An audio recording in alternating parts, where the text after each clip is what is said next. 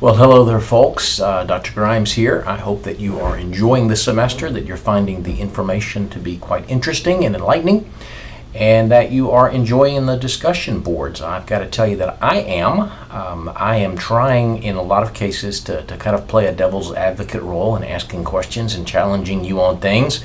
Please don't assume that that means that I disagree with you or I disapprove of you or anything like that. I may not even really buy in wholeheartedly to what I'm saying. As I say, I'm just trying to get you to think about something from a different perspective. And it may feel that I target certain ones of you. That may be because certain ones of you are a little bit more open to the idea of sticking your neck out there. So I swipe when I can, hopefully in a way that comes across as enlightened and challenging and friendly, but not threatening or accusing or judgmental or whatever.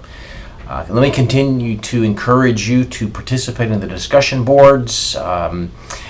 Some of you are really involved. Some of you are very sparse. That's okay. As long as you meet the criteria for the grading, it doesn't really matter. I will encourage you on a couple of things. Don't go nuts on any particular day. Don't feel like you have to post something like appreciate your thought or whatever, thank you very much. I am keeping track of all the posts that you make. And even if you're just trying to be friendly to somebody and thank them for the kind word or telling them that you appreciate their support or whatever, it counts as a post. And as long as 75% of them are good and substantive and continue to progress the thought of the conversation, that's okay. But when you start having too many of the quick little one-line, two-line posts that don't really add any substance, you border on having lost a point or two in terms of the substantive contributions. But that's probably enough about the discussions. Keep doing what you're doing.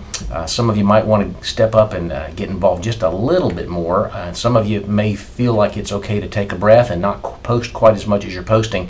But the contents have been good. The interaction have been lively and very informative. You're thinking, and that's good. I want you to be able to think.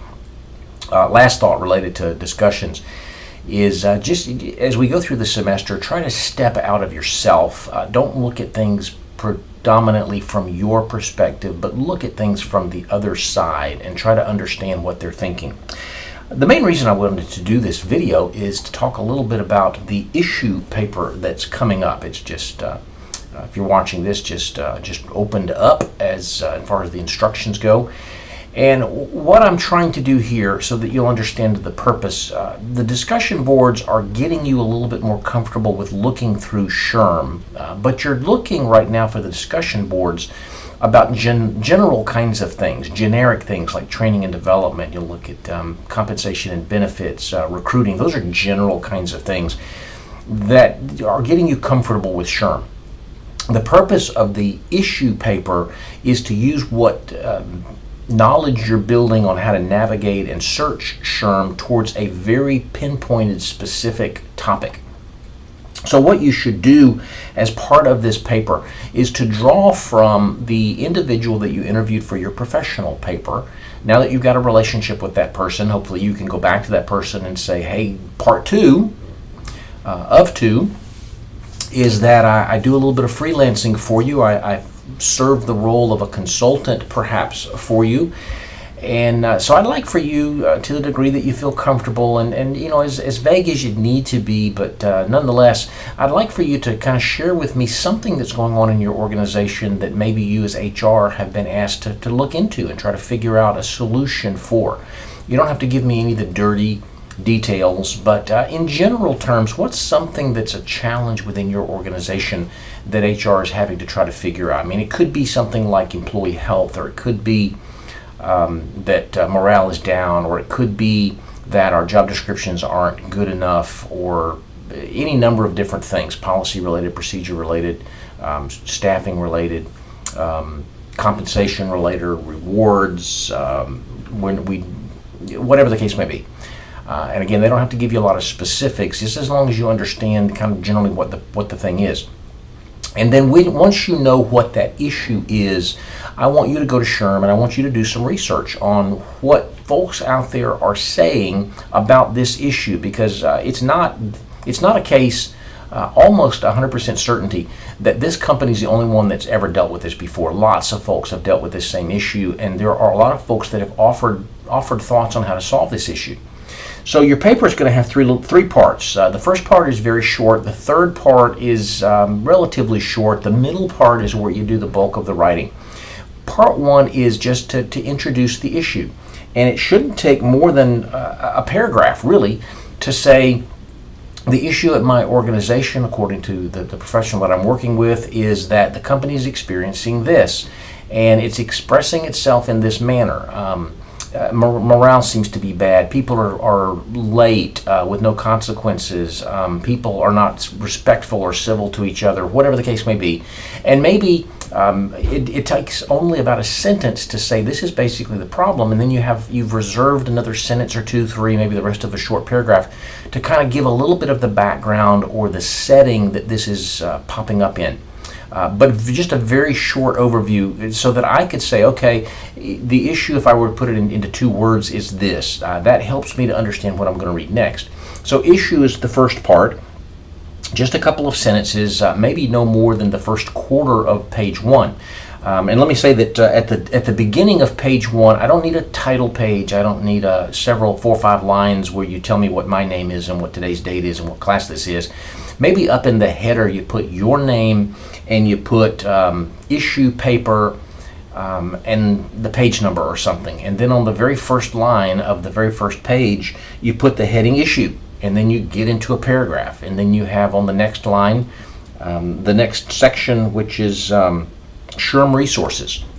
This is the bulk of the paper. Once you clearly understand what the issue is, you go to HRM and you do some searching and you do some digging and looking, and kind of like you're doing when you're the topic lead team, you're looking for a sequence of articles that really talk in some depth about this particular thing. If your topic for the team lead is recruiting, you've found several articles that talk about the idea of recruiting. And with this issue, you're going to find a lot of stuff out there that deal with this particular issue that you want to try to resolve.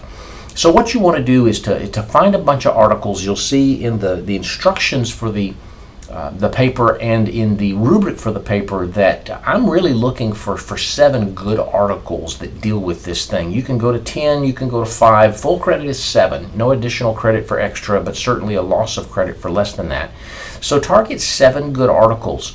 Where you find the article, you put down the title of the article and the URL link to the article like you do with your topic leads.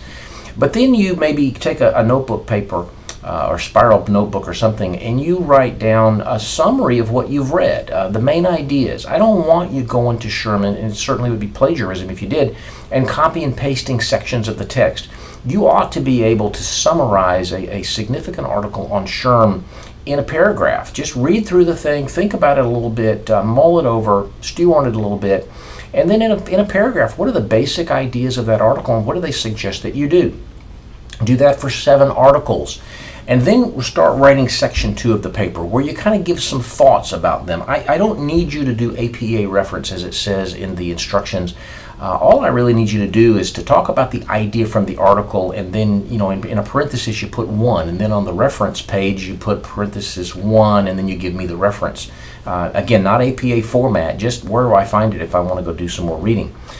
So this is not as much academic as it is practical. Don't worry so much about the nitpickies of APA formatting and how you cite author reference, author date, whatever in this. What I'm looking for in Section 2, SHRM Resources, is a pretty clear understanding that you have navigated SHRM well, you've found some pretty relevant kinds of things, and you've been able to put the ideas into some readable, understandable, logical summary of what the issue is. This should take 2 good pages, perhaps. You're starting midway down page 1 after your issue. That might have taken a quarter of a page. So from a quarter of the page down from the top of page 1 towards the middle, maybe, of page 3.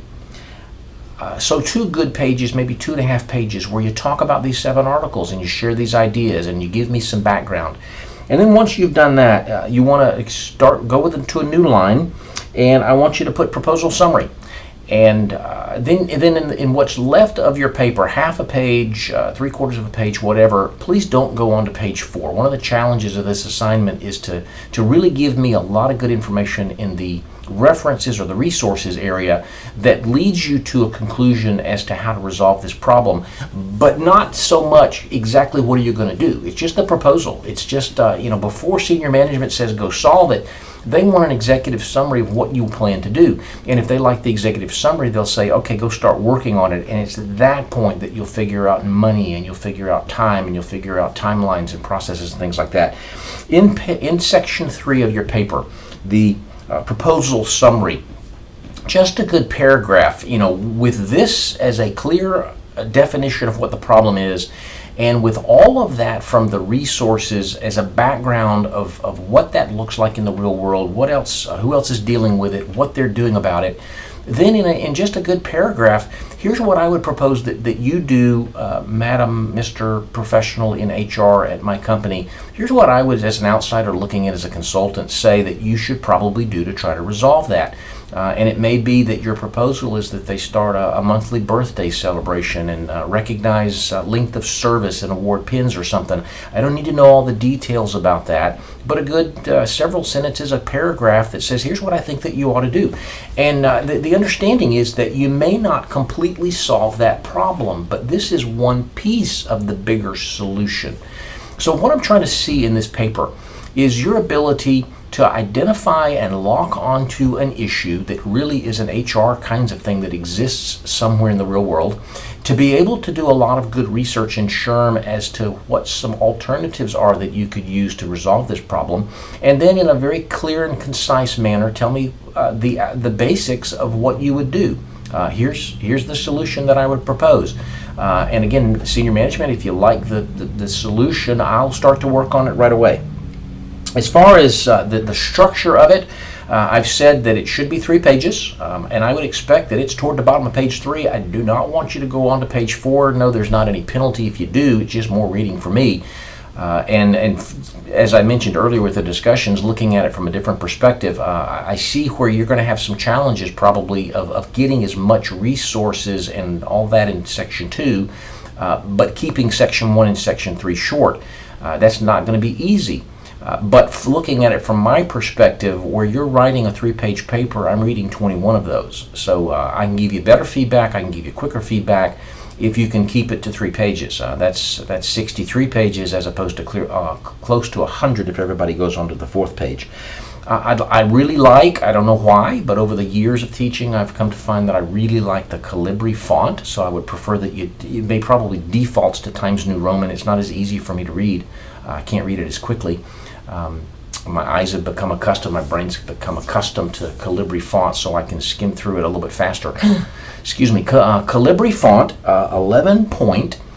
Don't know what the default is on most Word documents these days, but I like 1.15 or 1.5. It's a whole lot easier to do 1.5. If you go to the line spacing option in your Word, you probably want to do 0 on the before and maybe 6 on the after. If you know what I'm talking about, you'll find that real easily. If you don't know what I'm talking about, maybe email me and I'll see if I can show you on some screen prints how to do that. But 1.5 spacing, 0 points before and 6 points after. That puts a little bit of a space in between paragraphs.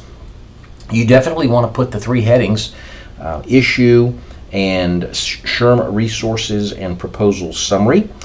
You want to make sure that you don't plagiarize anything. Put everything you possibly can into your own words. Part of the grading as you look at the rubric deals with your originality score in Turnitin.com. But I've set it up to where you can submit the paper 2 or 3 different times. So I suggest, especially in the instructions I talk about this, that you submit it before the deadline. You go away for a few hours or a day, then you open it up and see if it gives you your originality score. And then you modify the paper. If the score is higher than you want, then you go in and you reword some things and you submit it again. It's obviously easier to do that if you start early and you submit it early. As far as the rubric goes, how good did you do on defining the issue? Very good, pretty good, poor. That's very subjective, but it shouldn't be hard to do very good if you really clearly tell me what the issue is. On the SHRM review, outstanding, an A job, a B job, a C job. Outstanding means that there really is nothing to critique about it. I would imagine that a lot of you will get an A job. Some of you may be a B if you just don't seem to really tell me much about the articles. Outstanding means that you've addressed all of them. You've given me the significant details of the articles in a readable format.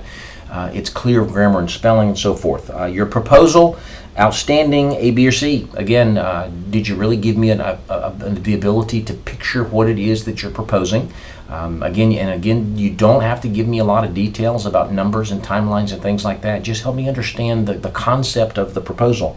Did you provide 7? You get points for each of the articles that you submitted, up to a maximum of 7. Format and direction, did you give me the headings? Is the spacing right at 1.5? Is the font right at Calibri? Is the size right at 11? And did you put at the very end of it a reference page? I told you that you don't have to have an introductory page or a cover page, but you do need to have a separate page for references, where it doesn't even really have to be in any order, since a lot of these articles don't have authors and whatnot. As long as you've got all 7 of them, it helps me if you number them 1 through 7 to line up appropriately with how you referenced them in your paper. But did you include that reference page? It's very easy to get all 10 points there. Format and or grammar and spelling. Use your spell check like it's your best friend. Go back and look at all of the things, the little blue squigglies, which could signify active and passive voice, the green squigglies, the red squigglies for grammar errors and spelling errors. There really should be, with today's technology and what Word does for you, there should be no reason why you should have a lot of spelling errors or grammar errors. 2 errors or fewer, it's a very high standard. You'll lose 2 points on that 3rd error, and you'll lose 2 more points on that 6th error. So it's in your best interests to go back and reword things and rephrase things to where they're clear. And then the originality score, 5 or less. I'm going to factor out the reference page. I've got the ability to do that. And I'm going to factor out sections that you take from your references that have 10 words or fewer of commonality, because there's times when you just cannot get rid of every single piece of it. So there's a little bit of leeway in there, but you still want to have 5 or less, which means that very little of it is word for word. I think that's all of the basics there as to what I'm looking for, and I hope that that makes sense and helps you really understand what it is that I'm doing. The purpose, again, is to be able to research and SHRM about a very specific topic and to summarize that research and come to a real clear proposal as to what you would do.